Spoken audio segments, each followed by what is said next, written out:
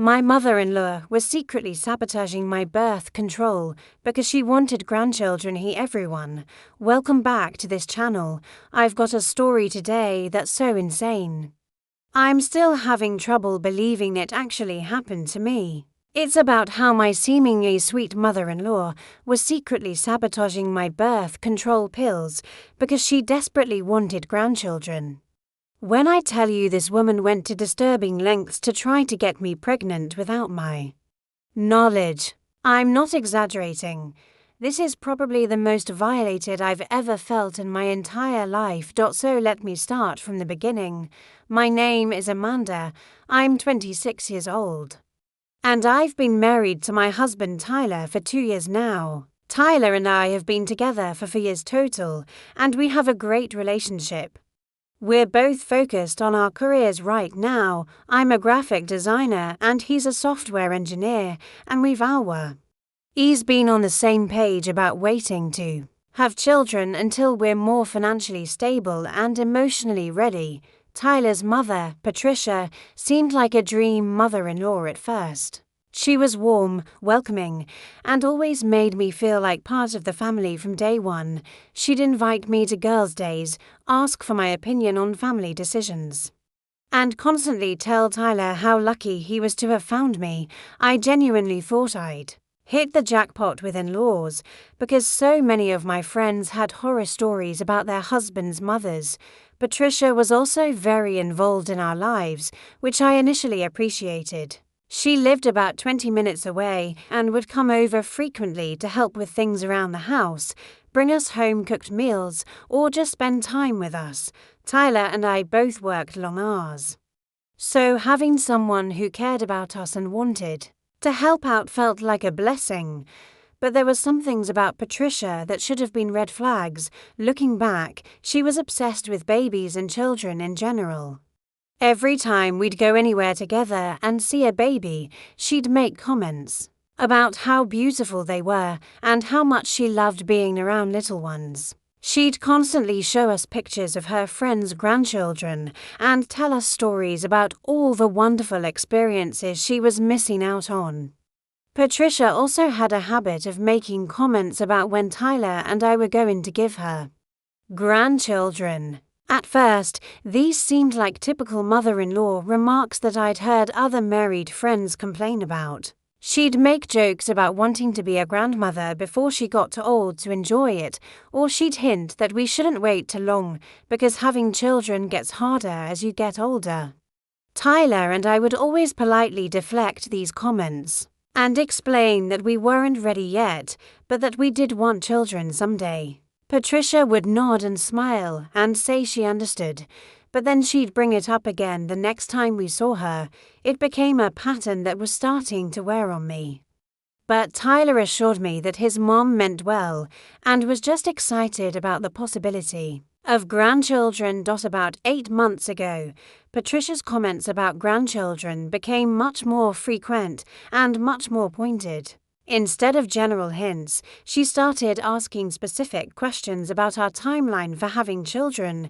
She wanted to know exactly when we planned to start trying, what was holding us back, and whether there were any obstacles preventing us from getting pregnant. I found these conversations incredibly invasive and uncomfortable.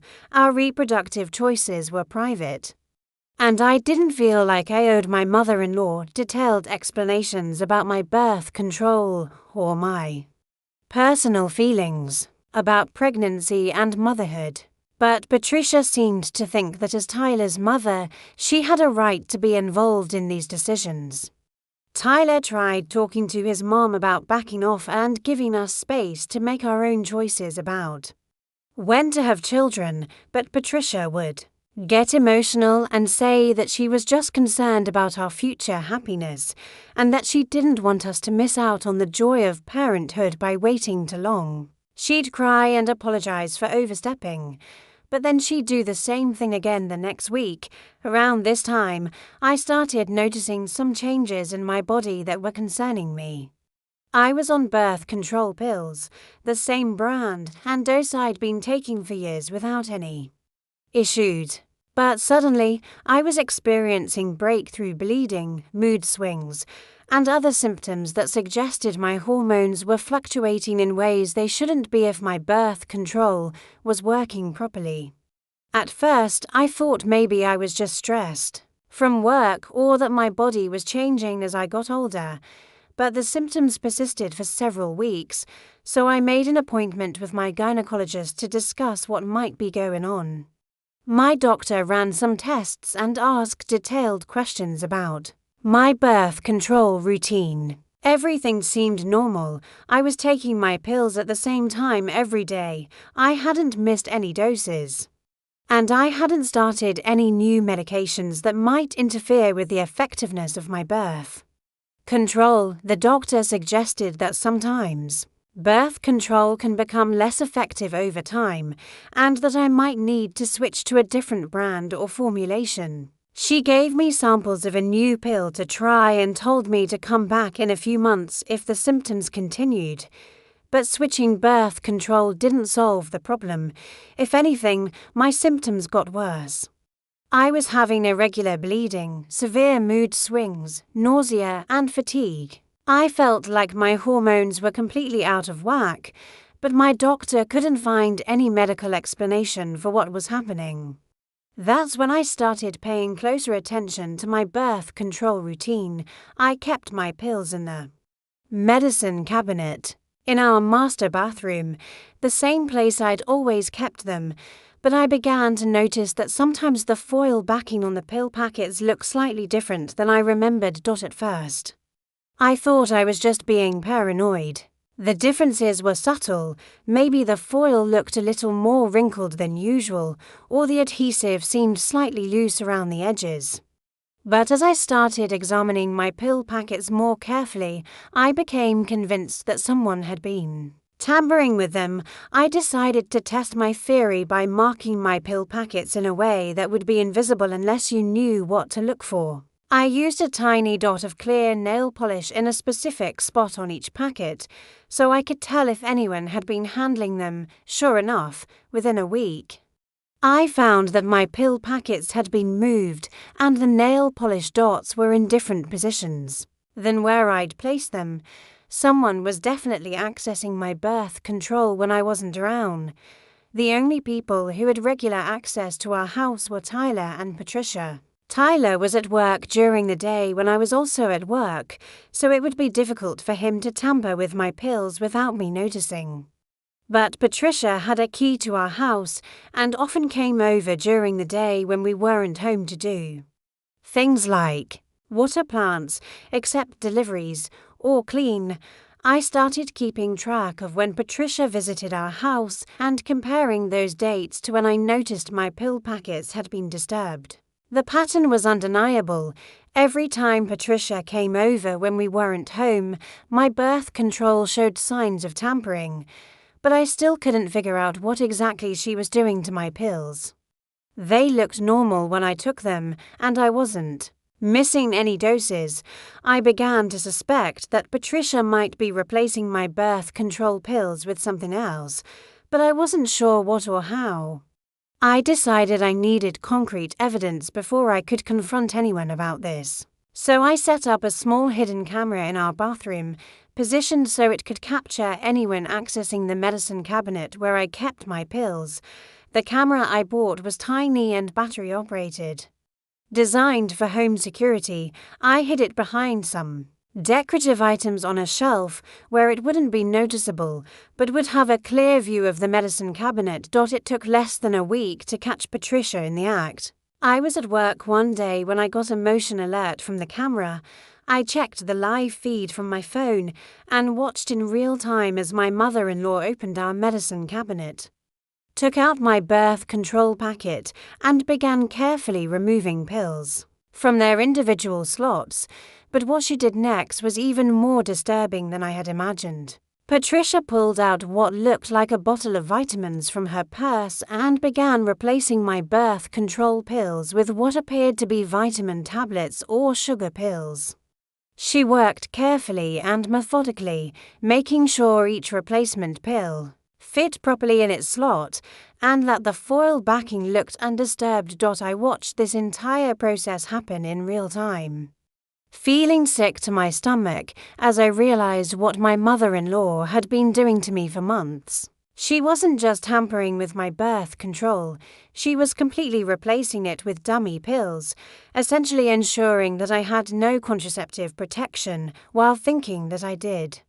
After Patricia finished replacing the pills, she carefully put everything back exactly as it had been and left our house. She looked calm and satisfied, like she'd just completed a routine household task rather than committing what amounted to reproductive sabotage.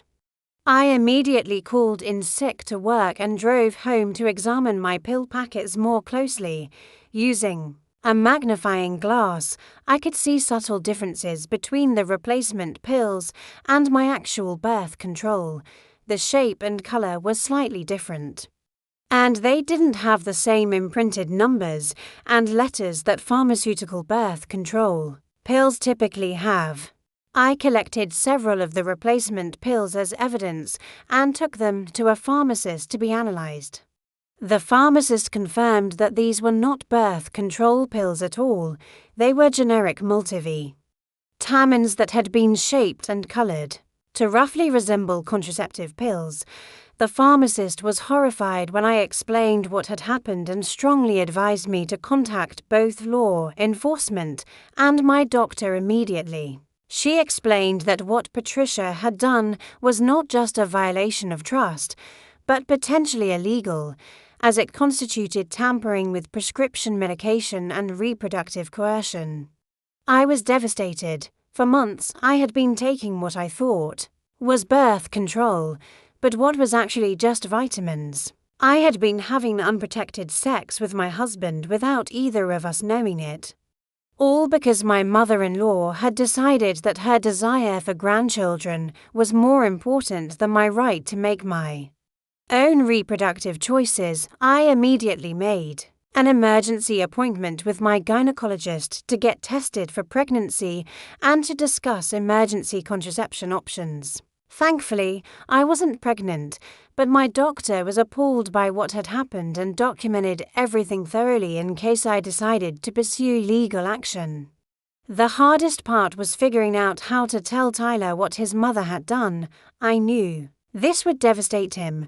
Not only was his mother's behavior completely inexcusable, but it had put both of us at risk and violated the most fundamental aspects of trust and consent in our marriage. When Tyler got home that evening, I showed him the video evidence and explained everything I had discovered. His reaction was exactly what I'd expected: shock, horror, disbelief, and then overwhelming anger at his mother's actions. Tyler immediately called Patricia and demanded that she come over so we could confront her together. When she arrived, she seemed confused about why we looked so upset and asked if everything was okay. Tyler didn't waste any time with pleasantries. He played the video of Patricia tampering with my birth control and asked her to explain what she had been doing. Patricia's reaction was telling. She didn't deny what the video showed, and she didn't seem surprised that we had caught her. Instead, she immediately went on the defensive and tried to justify her actions. According to Patricia, she was just trying to help Tyler and me start the family we really wanted, but were too scared or stubborn to pursue on our own. She claimed that she could see how happy we were together and knew that having a baby would make us even happier, even if we didn't realize it yet. Patricia insisted that she wasn't trying to hurt anyone and that she was just giving nature a little push in the right direction. She seemed genuinely confused about why we were so upset, as if tampering with prescription medication and violating my reproductive autonomy was just a well-meaning grandmother's harmless intervention.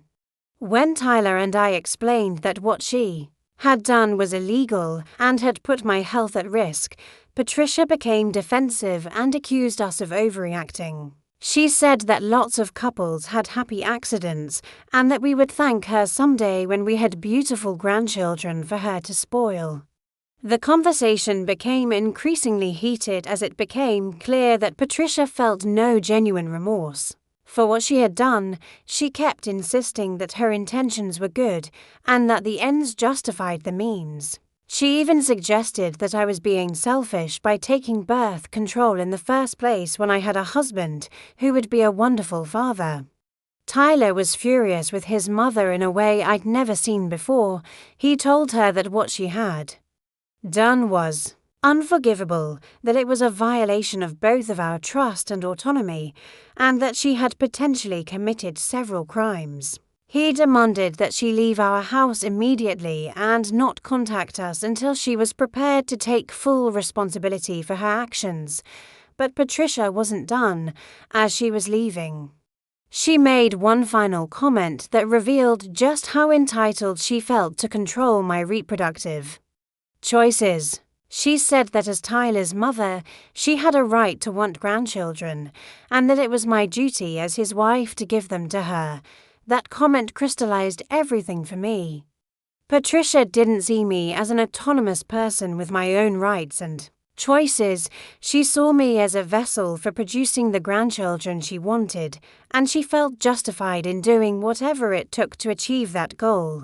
After Patricia left, Tyler and I had a long conversation about how to handle this situation. We both agreed that what his mother had done was unforgivable and that we couldn't continue to have a normal relationship with her as if nothing had happened. Tyler was completely supportive of whatever I wanted to do, whether that was pressing criminal charges, pursuing a restraining order, or simply cutting Patricia out of our lives entirely. He made it clear that his loyalty was with me, not with his mother, and that he would support whatever decisions I made about how to move forward. We decided to consult with a lawyer to understand our legal options. The attorney we spoke with confirmed that Patricia's actions constituted several potential crimes, including tampering with prescription medication, reproductive coercion, and potentially assault, depending on the jurisdiction. However, the attorney also warned us that proving criminal intent could be difficult, and that prosecuting cases like this often became he said she said situations that were hard to win in court. The video evidence was helpful, but Patricia could potentially argue that she thought she was helping or that she didn't understand the legal implications of her actions. Ultimately, Tyler and I decided not to pursue criminal charges, but we did get a restraining order that prevented Patricia from coming to our house or contacting either of us directly. We also changed the locks on our house and revoked her key privileges permanently. The hardest part of this whole situation was dealing with the extended family fallout. Patricia told her version of events to other family members, painting herself as a well-meaning grandmother who was being punished for wanting what was best for her son. Some family members believed Patricia's version and thought we were overreacting to what they saw as harmless meddling. Others were horrified by what she had done and supported our decision to cut contact with her. Tyler's father was caught in the middle of all this drama. He was appalled by his wife's actions and understood why we felt violated and betrayed, but he was also struggling with the reality that his wife of 30 years had done something so fundamentally wrong and manipulative. The family dynamics were permanently changed by Patricia's actions. Family gatherings became awkward and tense, with some people supporting Patricia and others supporting us. Eventually, Tyler and I decided it was easier to avoid family events altogether rather than constantly navigate the drama and conflict. About 6 months after we discovered what Patricia had been doing, we learned that we weren't her only victims. Tyler's cousin revealed that Patricia had been giving her unsolicited advice about fertility treatments and had even offered to pay for procedures that would increase her chances of getting pregnant. Quickly, we also found out that Patricia had been telling other family members and friends that Tyler and I were having fertility problems, which explained some of the awkward conversations and inappropriate advice we'd been receiving from Veru. relatives. It became clear that Patricia's obsession with grandchildren had extended far beyond just tampering with my birth control. She had been orchestrating a whole campaign to pressure us into having children, involving multiple family members and spreading private information about our reproductive choices. The whole experience was traumatic and changed how I think about family relationships and boundaries. I learned that even people who claim to love you can violate your most fundamental rights if they think they know what's best for you better than you do. It also taught me the importance of trusting my instincts when something feels wrong. I had been experiencing symptoms and noticing small signs that something was off for months before I finally investigated and discovered the truth today. Tyler and I have been no contact with Patricia for over a year. Our marriage is stronger than ever because we went through this experience together and Tyler never wavered in his support for me. We've also become much more careful about who we trust and who we allow into our private spaces. We do want children someday, but we'll have them on our own terms and our own timeline. Patricia's actions didn't change our feelings about parenthood, but they did reinforce our belief that reproductive choices should always be made freely and without coercion from anyone. I'm sharing this story because I want other people to know that reproductive coercion can come from unexpected sources, not just romantic partners. Family members, especially mothers-in-law, can sometimes feel entitled to interfere in your reproductive choices in ways that are completely inappropriate and potentially illegal. If you're experiencing pressure from family members about having children, or if you notice any signs that someone might be tampering with your birth control, please trust your instincts and investigate. You have the right to make your own choices about your body and your future, regardless of what anyone else wants or thinks is best for you. Thank you for listening to my story. I hope it helps someone out there recognize that they deserve to have their reproductive autonomy respected by everyone in their life, including family members who claim to have their best interests at heart.